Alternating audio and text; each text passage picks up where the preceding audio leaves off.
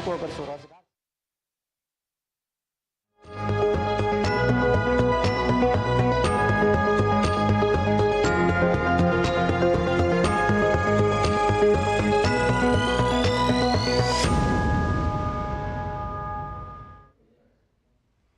नमस्कार, हमारे खास कार्यक्रम चर्चा में आपका स्वागत है। मैं हूं प्रखर श्रीवास्तव। जम्मू कश्मीर में एक बार फिर आतंकी घटनाएं बढ़ती दिख रही हैं। पिछले 4 दिनों में 4 आतंकवादी घटनाएं हुई हैं, लेकिन अब जो खबर आ रही है वो देश के दुश्मनों की नींद उड़ा देने वाली खबर है। सूत्रों के मुताबिक प्रधानमंत्री नरेंद्र मोदी ने जम्मू कश्मीर में हुई आतंकी घटनाओं को लेकर आज एक हाई लेवल मीटिंग की है। इस अहम बैठक में राष्ट्रीय सुरक्षा सलाहकार अजीत डोभाल समेत सुरक्षा एजेंसियों के कई अधिकारी भी शामिल थे। यह खबर सूत्रों के मुताबिक है। सूत्रों के मुताबिक बैठक में पीएम मोदी को आतंकियों के खिलाफ की जाने वाली कार्रवाई की सारी जानकारी दी गई। सूत्र बता रहे हैं कि प्रधानमंत्री ने इस बैठक में सुरक्षा बलों को जो आतंकवादी विरोधी क्षमता है सुरक्षा बलों की, उसका पूरा उपयोग करने को कहा है। सूत्रों के मुताबिक इसके अलावा प्रधानमंत्री ने सुरक्षा बलों की तैनाती को लेकर गृह मंत्री अमित शाह से भी बातचीत की है। इस बीच ये खबर भी है कि पीएम मोदी ने जम्मू कश्मीर के उपराज्यपाल मनोज सिन्हा से भी बातचीत की है, जिसमें सिन्हा ने उन्हें वहां के हालात के बारे में पीएम को जानकारी दी। आपको बता दें कि जम्मू कश्मीर के रियासी, कठुआ और डोडा में पिछले 4 दिनों में 4 आतंकी घटनाएं हुई हैं। कल जम्मू कश्मीर के डोडा जिले में एक ताज़ा मुठभेड़ हुई जिसमें एक सैनिक घायल हो गया। पिछले 96 घंटे यानी 4 दिनों में यह डोडा में दूसरा और इस पूरे केंद्र शासित प्रदेश में चौथा हमला था। आज हमारे खास कार्यक्रम चर्चा में हम इसी मुद्दे पर चर्चा करेंगे कि अब पीएम मोदी ने जो सूत्रों के मुताबिक हाई लेवल मीटिंग ली है उसके मायने क्या हैं, संदेश क्या हैं और अब क्या घाटी में कोई बड़ा एक्शन होने वाला है। इन्हीं सब मुद्दों पर बात करने के लिए हमारे साथ जुड़ चुके हैं जाने माने रक्षा विशेषज्ञ लेफ्टिनेंट जनरल रिटायर्ड सैयद अता हसनैन साहब। इन सब को आप किसी परिचय के मोहताज नहीं हैं, तमाम बड़े अखबारों में देश में इनके कॉलम आते हैं। इसके अलावा हमारे साथ जुड़ चुके हैं रिटायर्ड कर्नल तेज टुक्कू साहब, जो जाने माने रक्षा विशेषज्ञ हैं। आप दोनों मेहमानों का चर्चा में बहुत बहुत स्वागत है। हसनैन साहब, शुरुआत में आपके साथ करना चाहूँगा। पीएम ने एक अहम बैठक ली है, जो खबरें सामने आ रही हैं, जो सूत्र बता रहे हैं, गृह मंत्री से भी बात की है, एनएसए के साथ बैठक दी है, बड़े अधिकारी बैठक में शामिल थे। ये कितना बड़ा संदेश है हसनैन साहब? शुक्रिया। फर्स्ट ऑफ ऑल जय हिंद, बहुत बहुत सबको, हमारे व्यूअर्स को। ये जो कैबिनेट कमेटी फॉर सिक्योरिटी की मीटिंग हुई है वर्चुअली, मैं समझता हूँ एक बहुत बड़ा कम्युनिकेशन है, एक कम्युनिकेशन स्ट्रैटेजी के तौर पे आप समझिए इसको, कि भारत के जो लिमिट ऑफ टॉलरेंस है, जो आप हमने देखी थी 2016 में जब सर्जिकल स्ट्राइक्स हुई थी, 2019 में जब बालाकोट या जब्बा टॉप की एयर स्ट्राइक हुई थी, तो उसमें काफी अच्छी तरह से स्पष्ट हो गया था कि हमारी लिमिट ऑफ टॉलरेंस क्या है, और अगर आप इस लिमिट ऑफ टॉलरेंस को पार करेंगे तो भारत जो है वो इसका जवाबी हमला देगा या जवाब देगा ठीक तरीके से। वो बात अब आ रही है कि इस तरह की चीज के अंदर आपको सीधे हमला करने से पहले या किसी तरह से अपनी स्ट्रैटेजी को दिखाने से पहले आपको एक मैसेजिंग करनी पड़ती है कि आप चेतावनी दे दें उनको कि देखिए आपने अपनी कार्रवाई कर ली है, अब देखिए हम अपने वक्त पे अब जगह चुनी जगह पर कहीं पर भी अपनी एक्शन कर सकते हैं। ये एक तरह का आप समझिए कि मैसेज जो है, ये एक संदेश पाकिस्तान की तरफ जा रहा है, और जरूरी ये बहुत अहमियत रखता है, क्योंकि सरकार का ये नई सरकार का ये शायद पहला इस तरह का एक्शन है, इस तरह का प्रोएक्टिव एक्शन है जो नेशनल सिक्योरिटी के जरिए देखा जा रहा है।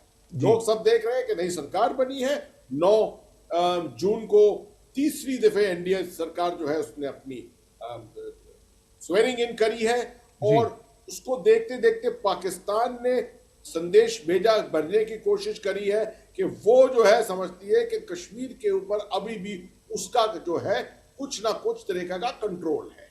ये सब मैसेज को, ये मैसेजिंग की चीजें हो रही हैं, पाकिस्तान से भी उस तरफ से ये मैसेज आया है इसके जरिए कि उन्होंने टेररिस्ट स्ट्राइक्स की है, और भारत में धीरे धीरे आप देख रहे हैं कि ये एक ग्रेजुएटेड तरीके से इस ऊपर बढ़ रहा है, हर रंग के ऊपर जो है एक्शन हो रहा है, और अभी शायद साबित ना हो किसी को कि क्या होने वाला है, और ना होना चाहिए। भारत को अपने सरप्राइज फैक्टर जो है उसको कायम रखना चाहिए। ठीक, हसनैन साहब ने बहुत महत्वपूर्ण बात की। टिक्कू साहब भी हमारे साथ मौजूद है। कर्नल टिक्कू, जो अभी जो बैठक हुई उस बैठक के अंदर जो सूत्र बता रहे हैं उसमें पीएम ने कहा है कि जो सुरक्षा बलों की जो क्षमता है उस पूरी क्षमता का उपयोग करना चाहिए। आम दर्शकों के लिए आप थोड़ा बताना चाहेंगे कि पूरी क्षमता जिसका पूरा उपयोग करना चाहिए, इसके मायने क्या होते हैं टिक्कू साहब? देखिए, ये जो मीटिंग है मुझे लगता है इसकी जैसे जनरल साहब बता रहे थे एक मैसेजिंग भी है, लेकिन मैं कुछ विषयों पर बात करना चाहता हूँ। सबसे जी पहले अगर आप देखेंगे ये चारों जो अटैक हुए हैं, जी स्ट्राइक्स हुई हैं, ये साउथ ऑफ पीर पंचाल हुआ है, कठुआ, रियासी, डोडा। जी और ये तीनों जगह जो हैं इतनी नजदीक नहीं है आपस में, और क्योंकि जी टेरेन बहुत मुश्किल है तो ऐसा नहीं है कि ये इन्फिल्ट्रेशन अभी हुआ है। शायद हो सकता है कठुआ वाला शायद अभी हुआ होगा, लेकिन जी बाकी जो स्ट्राइक्स हुई हैं तकरीबन 200-250 ऐसे किलोमीटर आपस में दूर दूर हैं। पहली बात तो ये, इसका मतलब ये है कि स्लीपर सेल्स ऑलरेडी वहां मौजूद हैं और उनके पास हथियार भी हैं। उनको एक सिर्फ हुक्म की जरूरत होती है सरहद पार से कि आप स्ट्राइक कीजिए। पहली जी बात ये है। दूसरी बात है, ये सब स्ट्राइक जो है south of Pir Panjal Jammu division में हुए हैं। जी और तीसरी बात जो बहुत जरूरी है कि इस बार उन्होंने एक इनोसेंट लोगों को तो हमेशा ही मारते हैं, वो कोई उसमें नई बात नहीं है, लेकिन वो हमेशा ऐसा होता है कि वो बड़ा हमला नहीं होता, उसमें जो मुठभेड़ में सिविलियन उसमें आ जाते हैं क्रॉस फायर में, वो मारे जाते हैं। लेकिन ये एक बस के ऊपर हमला करना जो कि यात्रियों को लेकर जा रही थी और जहां पर और कोई था ही नहीं, इतनी ज्यादा सुरक्षा भी नहीं है, और सबको मालूम है, आतंकवादी को मालूम है कि वो एक इनोसेंट अनाम सिविलियन के ऊपर फायर कर रहे हैं। ये जो चीजें हैं, 3-4 चीजें हैं जो इसमें ये बिल्कुल मैं मानता हूं अलग है। अब ये जो मीटिंग हुई है हमारी, देखिए 2 चीज है इसके। जी मुझे नहीं लगता ये मीटिंग इस वजह से बुलाई गई कि पता करने के लिए कि लेटेस्ट सिचुएशन क्या है। ऐसा नहीं हो रहा है, बिकॉज हर दिन जो है जो भी सिचुएशन रिपोर्ट्स आती हैं वो पीएमओ के पास चली जाती हैं। अगर ज्यादा कोई मामला गड़बड़ होता तो इंस्टेंटली उनके साथ हर लेवल पर जो है कम्युनिकेशन एस्टैब्लिश किया जाता, तो उनको मालूम है क्या है। लेकिन पॉइंट ये है कि क्या इस जो मीटिंग हुई, क्योंकि इसमें सब सिक्योरिटी एजेंसीज के हेड्स थे, और क्या ये सिक्योरिटी एजेंसीज के हेड सिर्फ इसलिए बुलाई गई कि आपके पास जितनी ताकत है जम्मू कश्मीर में उसको पूरा इस्तेमाल करके आतंकवादियों को आप खत्म करें? वो तो पहले ही हो रहा है। और दूसरी बात ये है कि 2-3 आतंकवादी हमारे जैसे देश के अंदर पहाड़ों में छुपकर, क्योंकि टेरेन उनके बिल्कुल उनका साथ देती है, अब पहाड़ हैं, दुश्वार इलाका है, जंगल है, और वो कभी भी आकर अनआर्म्ड सिविलियन के पास कभी भी हमला हो सकता है। और पाकिस्तान इस चीज से बाज नहीं आएगा, क्योंकि उन्होंने बोला, उनकी स्ट्रेटजी यही है कि 1000 कट से जी हम आपको हिंदुस्तान में खून बहाएंगे। तो आपने ये डिसाइड करना है कि आपका थ्रेशोल्ड लेवल क्या है। 2 चीजें हमने करी। जब उड़ी अटैक हुआ तो आपने सर्जिकल स्ट्राइक करी, तो क्योंकि इतना बड़ा हमला हुआ था। फिर सॉरी, उरी के टाइम आपने एयरफोर्स का हमला किया, पठानकोट के टाइम में आपने सर्जिकल स्ट्राइक करी थी। जो भी मतलब ये है कि आपने डिफाइन किया कि मेरा थ्रेशोल्ड लेवल ये है, जब बहुत भारी आतंकवादी हमला तब मैं कुछ करूंगा, ऐसा अभी तक माना जाता है। ठीक, मैं आपको टिक्कू साहब यहाँ पे रोकना चाहूंगा कि वक्त एक ब्रेक का, और ब्रेक के बाद हसनैन साहब से हमें जानना चाहेंगे कि स्लीपर सेल, जिसके लिए आज का एक नया शब्द आया है हाइब्रिड टेररिस्ट, ये क्या पूरा मामला है, इसको समझेंगे हम एक छोटे से ब्रेक के बाद।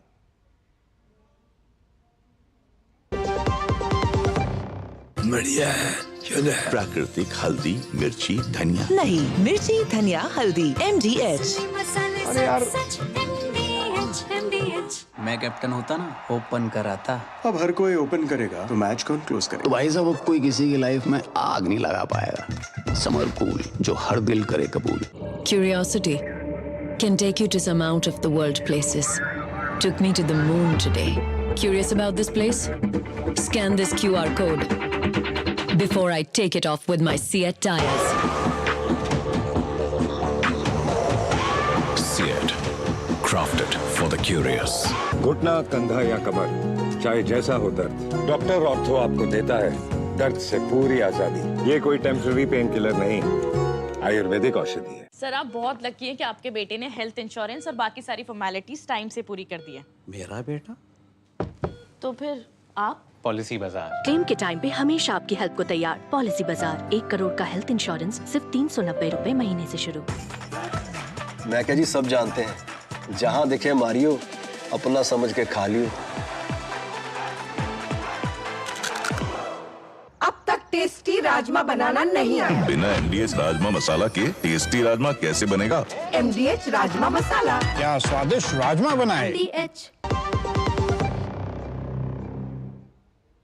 तो ब्रेक के बाद एक बार फिर चर्चा में आपका स्वागत है और हम बात कर रहे हैं कश्मीर में जो आतंकवादी हमले हुए 4 दिन में 4, उसके बाद अब सरकार एक्शन में आ चुकी है। एक हाई लेवल मीटिंग ली गई है सूत्रों के मुताबिक, और इसका अंजाम क्या होगा, अगले 3, 4, 5 दिनों में क्या देखने को मिलेगा, इस भी हम चर्चा कर रहे हैं। और हमारे साथ मौजूद हैं लेफ्टिनेंट जनरल रिटायर्ड सैयद अता हसनैन साहब। हसनैन साहब, जो टिक्कू साहब जो पहले बात कर रहे थे ब्रेक से पहले, वो बात कर रहे थे एक स्लीपर सेल की, लेकिन आजकल मीडिया में एक शब्द चलता है हाइब्रिड टेररिस्ट, जो लोगों के बीच में ही रहता है और उसके बाद वो उसमें घुला मिला रहता है, और जब मौका मिलता है वो इस तरह की हरकतें करके या इस तरह की वारदातों का अंजाम देकर वो फिर से गायब हो जाता है और फिर सुरक्षा बल तलाश करते रहते हैं। जो अभी हमले हुए, क्या हम उसको मान सकते हैं ये उसी तरह की मॉडस ऑपरेंडी थी? देखिए, हाइब्रिड टेररिस्ट और स्लीपर सेल्स में कुछ फर्क होता है जी। स्लीपर सेल आमतौर पे एक नेटवर्क बिछाते हैं, वहां पर शायद कोई टेररिस्ट कार्रवाई ना हो 2, 3, 4 साल, जैसे आप देख रहे हैं जम्मू डिवीजन में भी तकरीबन पिछले 15 साल से, हाल ही में 2 साल से ज्यादा यहाँ एक्टिविटी हुई है, मगर तकरीबन 15 साल से एक्टिविटी यहाँ तकरीबन कम थी, और ज्यादातर एक्टिविटी जो थी टेररिस्ट एक्टिविटी वो वादी के अंदर, वैली के अंदर थी। अब वो स्लीपर सेल होते हैं जो दबे रहते हैं, नॉर्मल लाइफ लीड करते हैं, मगर एक्चुअली ओवरग्राउंड वर्कर भी होते हैं। वो OGW के तौर पे भी काम करते हैं, गाइडेंस का काम करेंगे, फाइनेंशियल टेररिस्ट फाइनेंसिंग के अंदर उनकी शिरकत करेंगे, कम्युनिकेशन स्ट्रेटेजी, मीडिया के साथ वो काम करेंगे। ये सब स्लीपर सेल होते हैं जो आमतौर पे OGW के साथ काम करते हैं। हाइब्रिड टेररिस्ट जो है उसको हमने खासतौर पर कश्मीर में देखा अभी, और ये टर्मिनोलॉजी वहीं से निकली है कि जो सोसाइटी में रहते हैं वो ओवरग्राउंड वर्कर के तौर पर रहते हैं, मगर उनका कोई रिकॉर्ड नहीं होता। अच्छा। उनका कोई आपके पास रिकॉर्ड नहीं है। उन्होंने कार्रवाई जब करेंगे, कोई टेररिस्ट एक्टिविटी करेंगे, तो शायद वन ऑफ, मतलब एक एक्टिविटी के अंदर एक आदमी एक मोटरसाइकिल लेकर, पिस्टल लेकर और कार्रवाई करेगा अपना, ताकि टारगेट किलिंग करेगा उसके बाद से उसका कोई रिकॉर्ड नहीं है, कोई उसके बारे में इंटेलिजेंस नहीं है। इसको आमतौर पर कहते हैं हाइब्रिड टेररिस्ट। मगर मैं आपका मैं थोड़ा सा ये चीज पूछना चाह रहा था आपसे हसनैन साहब, कि ये कि टेरिन इतना खतरनाक है या इतना इस तरह टेरिन है कि ये मुश्किल से मिलते हैं, ये भी एक वजह है कि अभी तक थोड़ा सा पकड़ाई में नहीं आ रहे हैं लोग। जो टिक्कू साहब कह रहे थे बिल्कुल सही। देखिए, ऐसा है कि कश्मीर के अंदर हमने इतनी जबरदस्त वहां पर कार्रवाई की है, फौज ने, जम्मू कश्मीर पुलिस ने, IB ने, सब ने मिलकर, हमारा पूरा फोकस वहीं रहा है, और हमने वहां के नेटवर्क जो है वो बिल्कुल तबाह कर दिए, जिसकी वजह से वहां पर आसानी से इन्फिल्ट्रेशन नहीं हो पा रहा है। अगर इन्फिल्ट्रेशन भी हो तो आप समझ लीजिए, कंगधार या गुरेज से इन्फिल्ट्रेशन है तो 100 किलोमीटर लगते हैं पहुंचने के लिए श्रीनगर। ये इलाका कुछ बरखलाफ है। यहाँ पुंछ, राजौरी और आप इधर उधमपुर के तरफ आइए तो ये टूटा इलाका है, आप तस्वीरें देख रहे हैं, टूटा हुआ इलाका है, बिल्कुल ब्रोकन कंट्री, जंगलात है, बहुत वहां चट्टाने हैं, रॉकी आउटक्रॉप है, जिसके अंदर हाइड आउट बहुत आसानी से मिलते हैं इस जगह पर। तो इसके अंदर थोड़े से टेररिस्ट इस पूरे इलाके में मोबिलिटी के साथ, मतलब आमतौर पे वो सिर्फ पैदल ही ऊपर नीचे जा सकते हैं। ये जो एक्शन हुआ है इस दफे रियासी में, मैं समझता हूं इसकी प्लानिंग, बहुत डीप प्लानिंग हुई है, पाकिस्तान के अंदर हुई है, इन्फिल्ट्रेशन डीप प्लानिंग क्यों हुई है? जरा टिक्कू साहब का इस पर वर्जन ले लेते हैं सर। टिक्कू साहब, ये जो बम्पर वोटिंग हुई इस चुनावों में, 2024 के लोकसभा चुनावों में, हमने देखा कि रिकॉर्ड सारे टूट गए, 90 के दशक के और शुरुआती दौर के पिछले 30 साल के रिकॉर्ड टूट गए। क्या ये उसी की बौखलाहट है? मुझे लगता है, देखिए, पाकिस्तान ने भी ये चीजें जो करता है मैसेजिंग के लिए करते हैं, कुछ हद तक तो ये ठीक है। अगर उनका बस चलता वो तो कश्मीर में ही करते, लेकिन कश्मीर में पब्लिक सपोर्ट भी बहुत कम हुआ, उनका नेटवर्क भी बर्बाद किया गया है, टेरर फाइनेंसिंग बंद की गई है, लाइन ऑफ कंट्रोल पर भी चौकसी बहुत बड़ी है, मॉडर्न सर्वेलेंस इक्विपमेंट लगाया है। तो कश्मीर के अंदर उनके लिए ऐसी स्ट्राइक करना नामुमकिन तो नहीं है, लेकिन बहुत मुश्किल है जी।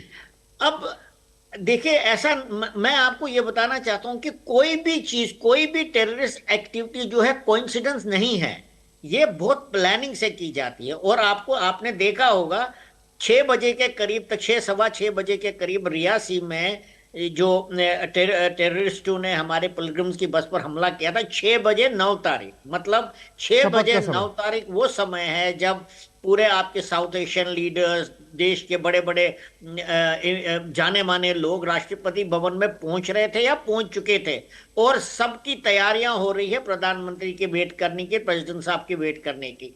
तो ऐसा नहीं है कि ये जस्ट लाइक दैट कोइंसिडेंस हुआ, ये प्लान किया गया कि जब यहां से ऐसा होगा उसी टाइम आप ये मैसेज करेंगे कि भाई पाकिस्तान जो है जम्मू कश्मीर के मुद्दे को छोड़ नहीं रहा है, बल्कि वो पूरे इंटरनेशनल कम्युनिटी को बताना चाहता है उसी दिन कि हम ये करते रहेंगे और जम्मू कश्मीर का मसला जो है हमारे लिए। ठीक है, आपने टाइमिंग की बात की कर्नल टिक्कू साहब। हसनैन साहब से मैं जानना चाहूंगा कि टाइमिंग की जब बात हो रही है तो टाइमिंग, एक वैष्णो देवी यात्रा तो चली रही है लगातार, ये मौसम होता है, छुट्टियों का मौसम होता है, बड़ी यात्रा में बड़ी तादाद में तीर्थयात्री पहुंचते हैं, और ये वही टाइम है जब कुछ समय बाद अमरनाथ यात्रा भी शुरू होने वाली है। तो क्या ये भी एक एंगल हो सकता है इस समय जो गतिविधियां चल रही हैं आतंकवादियों की? बेशक, देखिए जिस जगह पर हुआ है रियासी में, वहां पर पॉपुलेशन जो है नीचे से ऐसे आप दक्षिण की तरफ आते रहते हैं तो पॉपुलेशन जो है उसका बंटवारा तकरीबन 50-50 हो जाता है, तो 50% मुसलमान, 50% हिंदू। इस इलाके में इस तरह की कार्रवाई करने से अनबन पैदा करना, ना ही उस इलाके में बाकी भारत के अंदर अनबन करना, ये कोशिशें होती हैं। अमरनाथ यात्रा एक बहुत बड़ा टारगेट है और 29 जून को अमरनाथ यात्रा शुरू होने वाली है।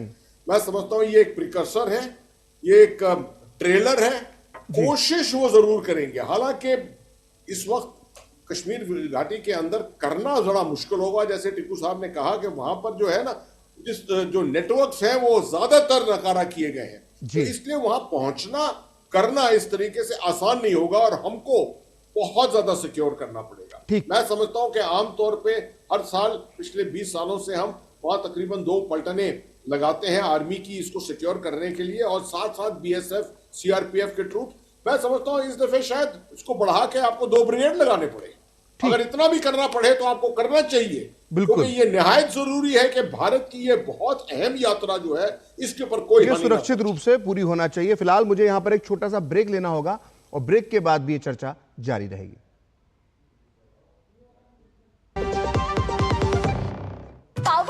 पाव भाजी को फेवरेट बनाता है MDH पाव भाजी मसाला। MDH पाव भाजी मसाला। MDH बनाए पाव भाजी लाजवाब। गोल्डी छोले मसाले, जहाँ जाए रिश्ते बनाए, जहाँ जाए रिश्ते बनाए, गोल्डी मसाले। देखो यार, जिंदगी का कोई भरोसा नहीं, पता नहीं कब फोटो पे हार चढ़ जाए और फैमिली का फ्यूचर, बच्चों की पढ़ाई खतरे में पड़ जाए। तो आज ही पॉलिसी बाजार से 1 करोड़ का टर्म लाइफ इंश्योरेंस कराओ, सिर्फ 525 रुपए महीने से शुरू। Curiosity can take you to some out of the world places. Took me to the moon today. Curious about this place? Scan this QR code before I take it off with my Seat tires. Seat, crafted for the curious. नया phone? बिल्कुल मेरे जैसा। तेरा ही phone है। Team बस में भूल आया था तू। क्रिकेट के बाद का प्लान ऐसे मत भूल जाना भाई। क्रिकेट के बाद का प्लान मतलब पाजी? मतलब रिटायरमेंट का प्लान। इस जनरेशन ने तो उस बारे में सोचा भी नहीं होगा। नहीं भाई पहले मैच से ही सोचा है, इसलिए तो वो कर रखा है। वो मतलब क्या? वही जो सब लोग सही है करते रहते हैं। म्यूचुअल फंड्स में SIP। म्यूचुअल फंड्स में SIP। अगर ऐसे भूल भी जाओ ना तो भी रिटायरमेंट का प्लान बैकग्राउंड में चलते रहना चाहिए, ताकि आगे की लाइफ सेट रहे। सही है। म्यूचुअल फंड निवेश बाजार जोखिमों के अधीन है। योजना से जुड़े सभी दस्तावेजों को ध्यान से पढ़ें। बात जब पीढ़ियों के लिए बनने वाले घर की हो तो जिम्मेदारी बड़ी हो जाती है। गैलेंट समझता है ये जिम्मेदारी। अब MM रिब्स के साथ गैलेंट एडवांस TMT रीबार, निर्माण का रियल हीरो। हमारा खास कार्यक्रम चर्चा में ब्रेक के बाद एक बार फिर आपका स्वागत है। और हम बात कर रहे हैं जम्मू कश्मीर की स्थिति की और वहाँ पर जो आतंकवादी घटनाएं हुई हैं और जो आज PM ने अहम बैठक ली है। टिक्कू साहब, मतलब राजनीतिक सवाल पूछना अच्छा तो नहीं लगता है, लेकिन जब इस तरह की घटनाएं होती हैं तो राजनीति होती है देश में। और मैं एक बयान फारूक अब्दुल्ला साहब का पढ़कर सुनाना चाहता हूँ, जो उन्होंने इस 4 घटनाओं के बाद दिया है कि सैन्य कार्रवाई से समस्या हल नहीं होगी जब तक हम अपने पड़ोसियों से बात नहीं करेंगे। हम इसे हल ही नहीं कर सकते हैं। तो क्या इस तरह की राजनीति होना चाहिए इस तरह की घटनाओं पर? टिक्कू साहब? नहीं, देखिए, हमने ये राजनीति जब से इंसर्जेंसी शुरू हुई है कश्मीर के अंदर 89 90 से 35 साल से ये चल रहा है, और ऐसे बयान आपको हमेशा सुनाई देंगे इन लोगों से, खासकर नेशनल कॉन्फ्रेंस लीडर्स से। इनका कोई मतलब ही नहीं है, क्योंकि ये जो है वास्तविकता को ही नजरअंदाज करते हैं। आफ्टर ऑल क्या वाजपेयी जी ने लाहौर नहीं गए थे? वो अब तो नवाज शरीफ साहब ने खुद ही बोला कि वो तो आए थे, हमने एग्रीमेंट साइन किया था और हम ही ने उनकी पीठ में छुरा को, मतलब बिल्कुल स्पष्ट तरीके से बोला। मोदी साहब ने भी जब वो बने थे प्राइम मिनिस्टर पहली बार, वो भी अनअनाउंस वहां गए, इतना बड़ा रिस्क लिया जिसके ऊपर अपोजिशन अभी तक भी उनको ताना मार रही है, तो वो भी गए थे। ऐसा नहीं, क्योंकि आप जब बातचीत करते हैं तो बातचीत का कोई मतलब निकलना चाहिए। आप हर एग्रीमेंट को तो आपने शिमला एग्रीमेंट किया, क्या हुआ? आपने करगिल के बाद आपने इतना बड़ा फैसला किया कि करगिल से आप पाकिस्तानी इन्फिल्ट्रेटर्स को और उनकी फौज को, एक्चुअली तो नॉर्दर्न लाइट इन्फेंट्री थी, तकरीबन सभी नॉर्दर्न लाइट इन्फेंट्री के थे, उनको आपने खदेड़ दिया, वहां से कैजुअलिटीज हुई, उन्होंने अपने डेड बॉडीज को नहीं एक्सेप्ट किया वहां पर। तो आपने फिर फैसला लिया कि आप लाइन ऑफ कंट्रोल क्रॉस नहीं करेंगे। तो आप लाइन ऑफ कंट्रोल क्रॉस नहीं करेंगे, इतना बड़ा फैसला किया, जबकि हमारी फौज बता रही थी, टिक्कू साहब रोकना चाहूंगा कि समय का अभाव है, और सिर्फ संक्षेप में हसनैन साहब मैं आपसे जानना चाहूंगा कि जब इस तरह की राजनीति होती है तो ग्राउंड जीरो पर जो हमारे जाबाज सैनिक जो ऑपरेशन कर रहे होते हैं, तो क्या उनके मनोबल पर भी असर पड़ता होगा? देखिए, ऐसा है कि फौज जो लगी है लाइन ऑफ कंट्रोल पे, और मैं ज्यादातर अपनी आधी जिंदगी वहीं बिताई है, मैं आपको कह सकता हूं फौज जो है उसका एक ही मकसद है वहां जीतना। अगर लड़ाई लड़ी तो जीतेंगे हम, कोई हालत आएगी हमारे सामने तो उसको जीतेंगे हम। ज्यादातर जवान जो है, अफसर जो है, यूनिटें जो है हमारी, इस तरीके से जो पॉलिटिकल चीजें, जो सियासी चीजें होती हैं, इसके ऊपर नजर नहीं डालते हैं। मगर बेशक इस तरह से ये जरूर होता है कि अगर पॉलिटिकल कम्युनिटी इस तरह के स्टेटमेंट्स दे, वो जरा सोच समझ कर देना चाहिए। मैं समय का अभाव है, इस चर्चा को यहीं विराम दूंगा। आप दोनों मेहमान हमारे साथ शरीक हुए इस चर्चा में, आप दोनों का बहुत बहुत धन्यवाद। तो फिलहाल हमारे इस खास कार्यक्रम चर्चा में इतना ही। आप देखते रहिए डीडी न्यूज।